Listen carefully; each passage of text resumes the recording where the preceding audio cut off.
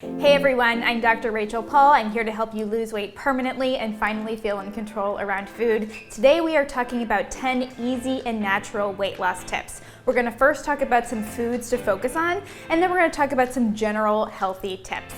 All right, let's talk about my 10 tips for easy weight loss.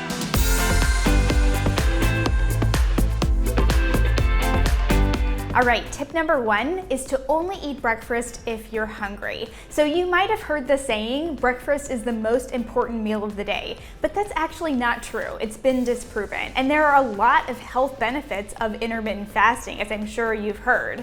So what I would like for you to do is think about when you get physically hungry for breakfast. So if that's right away when you wake up, that's totally fine. But if it's more 10 a.m., 11 a.m., it is totally fine to wait. If you do want to eat a more breakfast type meal, I recommend focusing on protein and fat food. So for example, eggs, cheese, and guacamole is a well-rounded breakfast. Same with a lower sugar yogurt with some nuts on top. What I like to do is crush my nuts. So put them in a little bag and then mash them with a hammer, and then that gets you kind of a granola-like texture, and you can mix that into your yogurt.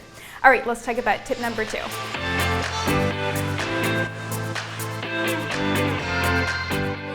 Tip number 2 is to create your lunch and dinner with 3 or 4 ingredients. Now, I know you may think that adopting a healthy lifestyle may mean spending $200 at the grocery store every week or creating meals with 10 ingredients each, but that's just not true or necessary. For example, I have my formula for lunch and dinner that's only 3 ingredients. The first ingredient is 2 or more cups of vegetables. The second is 4 to 5 ounces of protein. And the third is 100 to 200 calories of fats. So right here, I have 2 examples of meals. I have a salad, I have a broccoli slaw bowl, and these are 2 really easy examples.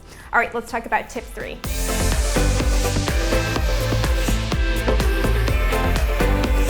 Tip number 3 is to focus on protein and fats at snacks. So you might think that, oh, the lowest calorie snack is the best snack for me to lose weight. That is not always the option, because when we eat a low calorie food, particularly a low calorie, high carbohydrate food, like something like a piece of toast or some crackers, you're pretty hungry soon afterwards. It doesn't keep you full. So you really want to focus on protein and fats at your snacks to keep you full. So for example, I have 2 snacks here. I have this banana and peanut butter on toast. So the peanut butter, that's what's going to keep you full for a few hours.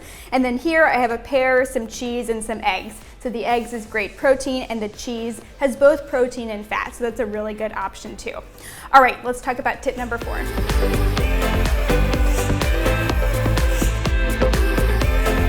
Tip number 4 is to structure your meals and snacks. Now, you may have heard, it was popular in the media a few years ago, that eating small, frequent meals throughout the day is best for your metabolism. But that is not actually true. What I would like for you to do is structure your meals and snacks in 3 to 4 hour increments. This way, it allows your body to go through its natural hunger and fullness cues cycle. So the hunger scale goes from 1 to 10, where 1 is starving and 10 is super full. You want to stay in the 3 to 7 range. So you want to have your meals and snacks with enough protein, fat, and fiber to keep you full for a few hours, but then you want to allow your body to get a little bit hungry again. A little bit of hunger is actually normal. It's actually healthy. We don't want to get to starving. We don't want to get to the 1, but getting to the 3 or 4 is actually a healthy thing to do.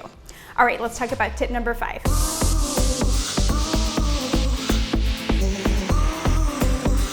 Tip number 5 is eating off plan, you decide. So here's the thing. Let's say you make a plan of what you're going to eat for the next day, and then you get to that meal and you decide, you know what?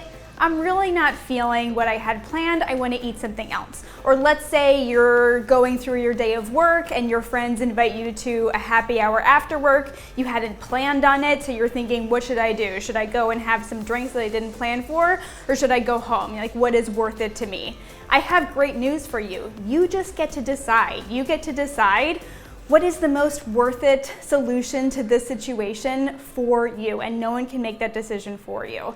So a good thing to do is to track what you're eating in an app like Lose It. I like the Lose It app. It's very easy to use. And this way you can make decisions, because total calories matters most for weight loss, that's going to serve you in the moment. So for example, let's say we had that example where you go to an impromptu happy hour with your friends after work, right? You hadn't planned on it, but you have a drink, maybe a glass of red wine, and it's totally worth it to you. You have no mind drama about it. Maybe you track it, maybe you're even over 100 calories for the day, but it's fine, it's not a problem, right? You just get to decide.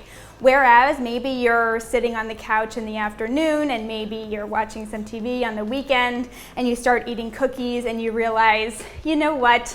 This is too many cookies. I wish I hadn't eaten these cookies.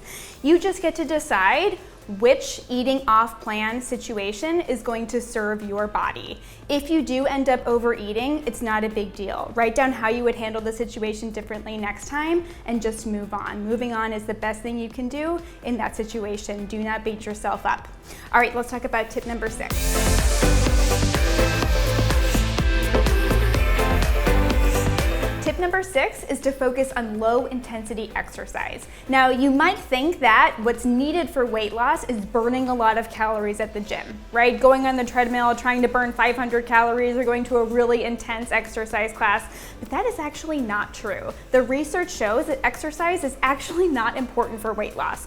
Now, exercise is a really healthy thing to do, right? It helps us sleep, it's good for our overall health, so it's good to do. But what we want to do for weight loss is to focus on low intensity types of exercise. So like walking, bar, yoga, that type of thing. A good thing to do is to think about where in your day can you include more exercise. So for example, can you walk to the grocery store instead of driving if it's, in a walkable distance? If you can walk, that's great exercise that you can just build into your day, and that is totally enough. All right, let's talk about tip number 7.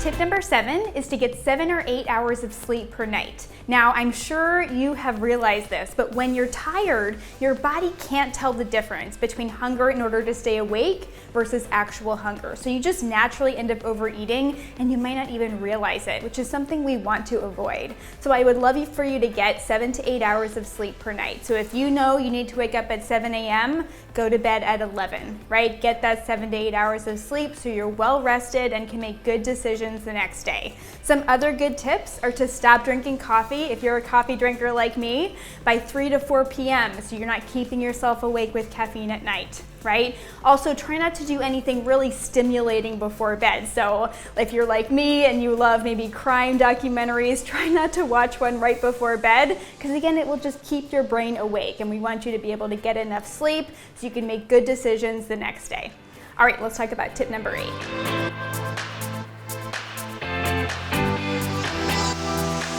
Tip number 8 is if you overate, you need to just move on. Now, has this ever happened to you? You start eating something, you realize you're off plan, you realize you're eating something that you wish you hadn't eaten, and then you say to yourself, ugh, screw it, I'm just gonna keep eating. I'm gonna eat the rest of this pizza, I'm gonna eat the rest of this box of cookies. Believe me, I have been there. When I was starting my health journey, I remember this specific one time where I ate this entire box of Kashi cookies. Yes, they're healthier, but it's still a box of cookies, right? And you get into that mindset. So here is what I would like you to do to really get out of that mindset that just does not serve you.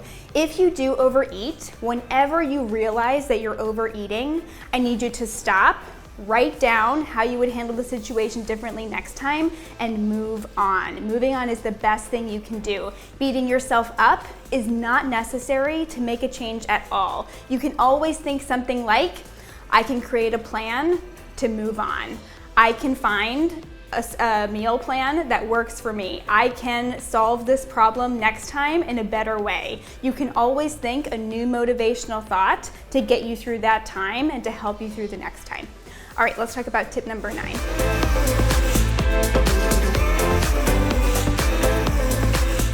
Tip number 9 is to use the scale appropriately. Now, I know a lot of people like to use the scale to see their weight loss success, which is totally fine, but we want to make sure we use it in a healthy, appropriate way. So if you do want to use the scale, I recommend being very consistent. So I recommend weighing yourself first thing in the morning without any clothes on, or with the same clothes on first thing in the morning on Mondays and Thursdays. I like Mondays because it keeps us accountable over the weekend, right? And then I like Thursdays because people usually do well during the week, but I feel like Friday is too close to Monday, so that's why I like Monday and Thursday. Or you can do it every day. Sometimes people like to weigh themselves every day because it actually takes the pressure off of getting on the scale any one day that's a little bit up. It's actually not a big deal, right? And that is true. Now, there are so many reasons why the scale could be up that have nothing to do with the calories that you ate the day before. Maybe you have to go to the bathroom, maybe it's your time of the month, maybe you ate later in the day than usual the day before, maybe you ate a larger volume of food the day before. There are a lot of reasons why the scale could be up. So even if the scale is up, do not make it mean anything negative about you, right? This is a weight loss journey. It's supposed to be this up and down slope. It's supposed to be a slope with lots of bumps. It's not supposed to be this exact linear slope, all right? Let's talk about tip number 10.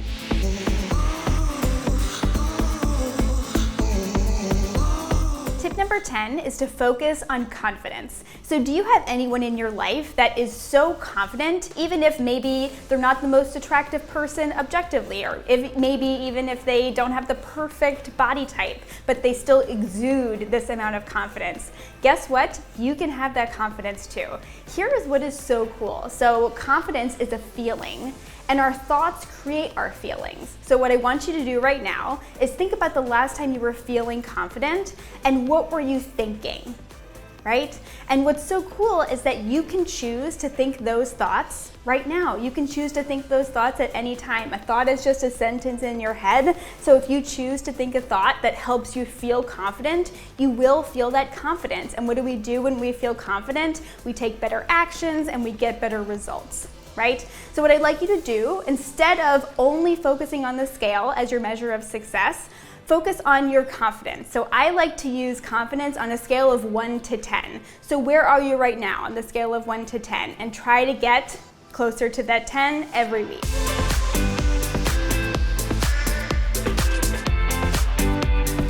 All right, everyone, those are my 10 easy and natural weight loss tips. Thanks so much for staying along. Make sure you hit the like button, subscribe, and ring the bell so that you're notified of the next video, and I can't wait to see you next time.